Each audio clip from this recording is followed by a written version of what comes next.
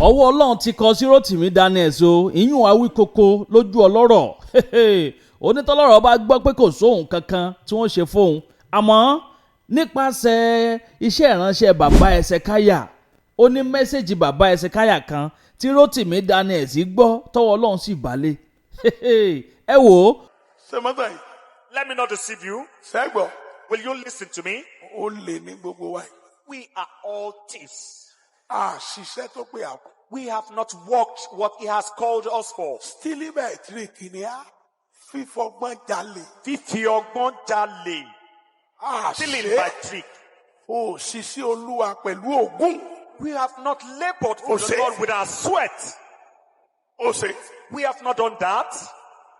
Ọgbọ́dọ̀ ṣe ń tolúwa wí. You must do what the Lord said. ó bẹ̀rẹ̀ sí ní gbóṣùbà káre fún bàbá Hezekia pé tó bá jẹ́ pé irú mẹ́sẹ̀jì báyìí ni wọ́n ti ń wàásù fóun tó sì ń wàásù fún gba àwọn èèyàn láti jọ́ ẹni pé òun ò nídìí kankan láti jáde láti wá máa fa ọ̀pọ̀lọpọ̀ àwọn ìránṣẹ́ Ọlọ́run online ó nírú àwọn mẹ́sẹ̀jì bíi eléyìí gan-an lòun fẹ́ máa gbọ́ irú mẹ́sẹ̀jì wo wà ní ẹ̀yìn èèyàn tó lè yí Rotimi Daniels tó lè yí lọ́kàn padà ẹ wò ó ẹ má jẹ́ n sọ̀rọ̀ jù ẹ jẹ́ n sáré gbé fọ́nrán yẹn wọlé kẹ́ wá gbọ́ bó ti ṣe ṣẹlẹ̀ gan-an ní pàtó àmọ́ kémi tó gbé yín débẹ̀ ẹ wò ó ìkànnì Àdàbà tẹlifíṣàn ni wọ́n ń pè bí níbi tá a ti máa ń mú wá fún yín àwọn ìròyìn yàjóyàjó ìròyìn àjá àbalẹ̀ lọ́dọ̀ tí wọ́n ń bì náà lẹ́tì láǹfààní láti máa gbọ́ fún gbogbo ẹ̀yàn ojú tuntun ẹ pé ẹ̀ṣẹ̀ ń darapọ̀ mọ́ wa ní fúngbà àkọ́kọ́ tẹ̀ ọ́ tí follow wa àbí ọ́ tí subscribe ẹ bá ń tẹ follow button tàbí subscribe button tí ń bẹ nísàlẹ̀ fọ́nrán yìí àgò kélébé kan náà bẹ́ẹ̀ notification bell ni wọ́n pè òun gangan ni ó máa ta yín lólobó ní gbogbo ìgbà kúùgbà tàbá ti ń ju fọ́nrán sórí ìlàyé ó yá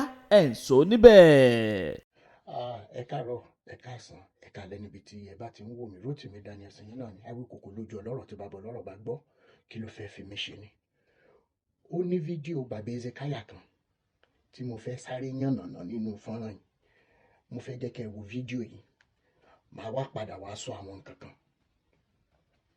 Wọ́n ní olódodo a máa láyà bíi kìnìún mo fẹ́ sọ fún yín pé olódodo gan máa ń láyà ju kìnìún lọ ń gbà mí torí wípé nínú ìjù kìnìún gan máa ń sá fún àwọn ẹranko kọ̀ọ̀kan tó bá dojú ẹ̀ tán pàápàá jùlọ irú àwọn ejò tó máa ń ṣán wọn yẹn kìnìún ó sá fún ṣùgbọ́n nígbà tí olódodo bá mọ̀ pé òdodo lòun gbé dání ẹ rí wípé ikú gun ò kì í ba olódodo lẹ́rù kí ló ń jẹ́ kú nítorí ẹ̀ ńkọ́ èmi àtàwọn bàbá ẹ̀sẹ̀ ẹni fẹ́ kú pàdé ẹni máa pa ẹ wá jẹ́ kí ọkùnrin ó tàtọ̀rìn kóbìnrin ó mọ tàtọ̀rìn káwọn ẹni tí ó lómi lẹ́yìn ẹsẹ̀ jura wọn lọ ẹ sáré wo fídíò bàbá Hezekia mò ń bọ̀ náà. Hallelujah. Hallelujah. ṣé mọ́tò yìí. Let me not deceive you. sẹ́gbọ̀. Will you listen to me? ó lè ní gbogbo wa yìí. We are all thieves. Ṣiṣẹ́ tó pé àpò. We have not worked what he has called us for. Stealing by trick ni a. Fífọgbọ́n jalè. Fífi ọgbọ́n jalè. Stealing by trick. Ṣiṣẹ́ Olúwa pẹ̀lú ògùn. We have not labored for the Lord with our sweat. We have not done that. Ọgbọ́dọ̀ ṣe ń tolúwa wí. You must do what the Lord said.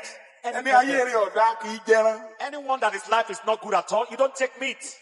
Àwa máa ń soge, a máa soge nínú gbèsè nínú ẹ̀sìn. We have láì lè ṣe bàbá ọmọ. Àwọn ọmọ wa, wọn gbà pé wa gbọ́. Ìyàwó wa, wọn gbà pé wa gbọ́. Àwọn ẹbí wa, wọn gbà pé wa gbọ́. Torí tẹlifóònù wọn ò ní ìsinmi ilé ayé. Our family, our children, our wives, they are not trusting our callings again because their telephones is not giving us rest again. Ọlọ́run ti kúrò lọ́dọ̀ wa. God has departed from us. Orí ìṣe wa. Because of our acts. Bá mi parí ìjà lálẹ́ yìí. Lord, reconcile with me tonight. Àwọn méjèèjì sókè. Raise your two hands. Ṣiṣẹ́ Olúwa o. You have not been working. Ṣiṣẹ́ Olúwa You o. are not doing it. Ṣe iṣẹ́ Olúwa. You have not been doing the work kẹ́ of God. làágùn. You have not been sweating on it. Oúnjẹ lẹ̀ ń jẹ ń bẹ̀. You are eating in that ministry. Tẹ́ ẹ bá ṣiṣẹ́ Olúwa. If you really work for the Lord, Yóò fara hàn ní ìgboro. it will manifest all Yóò fara around. hàn ní gbogbo region. It will manifest in all regions. Ẹ kàn fi sábọ̀dù àwọn bàbá wa ẹ fi ń jalè ní. You are only using the signboard of our fathers. Iṣẹ́ tí bàbá náà wá ṣe ẹ fi ń jalè ní. You are doing this work of our fathers. Ẹ̀yin ò rí kankan ṣe kí ni àwọn ọmọ yín tí ń bọ̀ lẹ́yìn wọ́n lọ jogún. You have not done anything. What will the Ǹjọ́ wọn Akínyẹlé Babalọ́lá gbogbo wọn ń ṣe Olùbánjọ tó gbàwẹ̀ fún tó ṣe lóru fún ó lè yín jẹ ìyó. what our forebears have left us Nígbà ẹ bá lọ tó kí làwọn ọmọ yín ó jẹ. when we might have gone, what will our next generation take?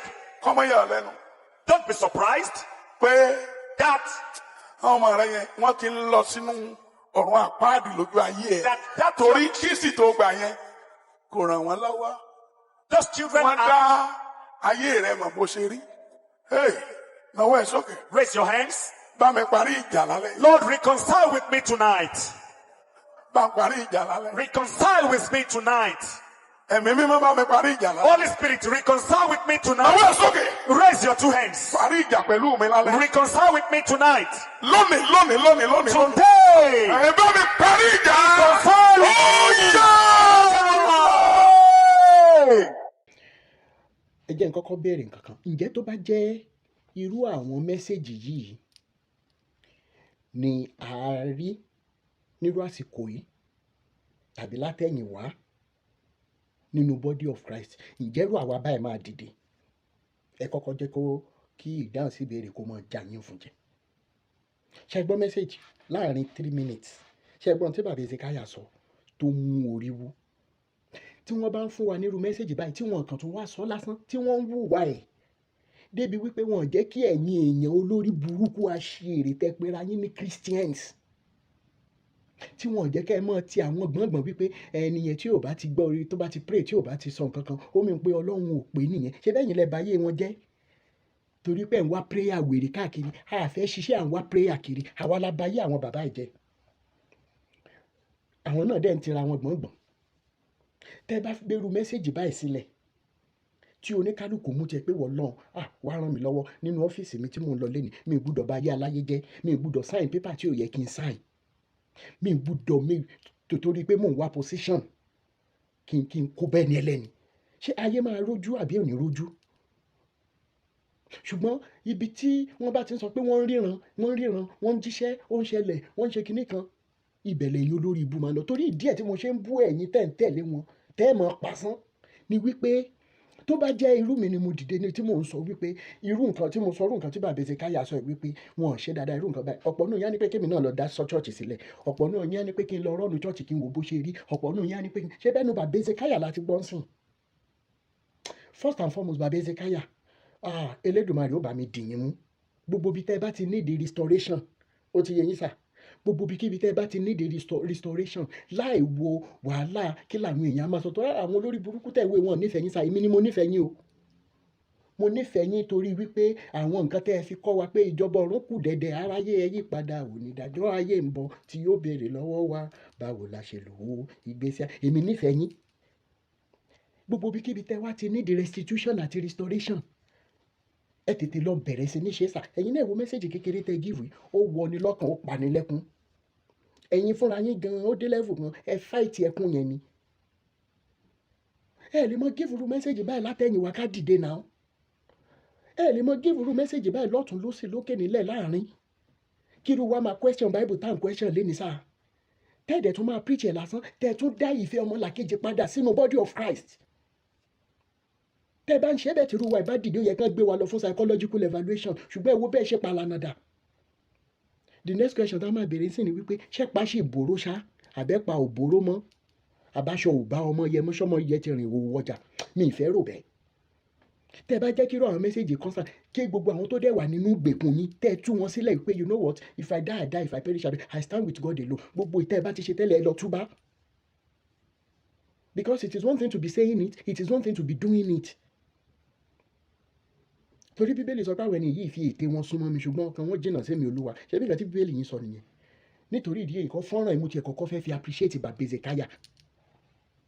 Ẹ ní dàgbàyà, ẹ ní tí ẹ ní tẹ́. Lẹ́ẹ̀kan sí gbogbo bí kíbi tẹ́ ẹ ti need restitution àti restoration, Elédùmarè ó mọ̀ bá mi fà yín lọ síbẹ̀. Débi wípé ó dìgbà tẹ́ bá tó ṣe nǹkan méjì kẹ́ tó nísinmi. Mo wá appreciate yín ni, mi fẹ́ sọ kankan. Ẹ ṣé gbogbo ẹ̀yin tẹ́ wá ń tẹ̀lé wọn tẹ́ ń bá wọn tẹ́ nífẹ̀ẹ́ wọn tẹ́ fẹ́ kó bá wọn lórí ẹ mọ̀ jólọ àwọ̀ ẹ̀yìn olórí ibu nìyí ẹ̀yin lẹ́ẹ̀mọ̀ kàn nínú yàn ẹ mọ̀ sórí burúkú ni. Ṣé bẹ́ẹ̀ ti gbọ́ lẹ́nu wọn fúnra wọn sìn? Ṣé bó lẹ́ ti gbọ́ lẹ́nu bàbá Hezekia yín sìn? Tó bá jà àlàsọ ẹ mọ̀ bú ẹ mọ̀ ṣépè fún wa. Ṣé ẹni pọ́rọ̀ ti yanjú ara ẹ̀ báyìí tó rà ń sọ̀rọ̀ sókè? Ó dìgbà náà. Ẹ tún káàbọ̀ padà ẹ̀yàn mi bò lẹ ṣe rí sí abẹ́rẹ́ pé nǹkan kì í ṣẹ̀ṣẹ̀ rà gó. Kọ́lọ́mù àìtì máa bá wa kọ sí Rótìmí Daniels ni o, torí àdúrà ọ̀pọ̀lọpọ̀ àwọn wòlíì láyé Rótìmí Daniels ni bí kí nǹkan sáré ṣe ni o, torí bó ṣe ń fa àwọn pásọ̀ lọ́tún tó ń fa àwọn lọ́sìn yẹn kò múnú wọn dùn rárá bí ti ń wo ọmọ ká má parọ́ fúnra wa o. ẹ wò ó bó lẹ́yìn tún ṣe rélé sí ẹ̀ ń bá mi comment kẹ́ máa like kẹ́ sì máa fọ́n káàkiri lógúnlógún lọ́gbọ̀nlọ́gbọ̀n kó bà lè kan ọ̀pọ̀lọpọ̀ àwọn èèyàn lára. àdàbà ọ̀nà ní à ń sùngbẹ́ iná ń jó ẹ̀yẹlé gbéra ńlẹ̀ àdàbà atún ti fòfẹ̀rẹ̀ awọ̀lú sọ̀lúdẹ̀rọ̀ pẹ̀sẹ̀. Kamilu lele yo Mr. Composer o ẹ̀yin olólùfẹ́ mi ire ayọ̀ ti wọ̀lú wá. Ire wo ni? Ire online TV àdàbà YouTube channel òun ní kẹ́ mọ́ owó tẹ́ bá ti kílíkì gram yóò direct yín ẹ like ẹ share ẹ comment kí ẹ wá mọ views kí views yóò yapa àdàbà YouTube channel òun ní kẹ́ mọ́ owó. God bless you all.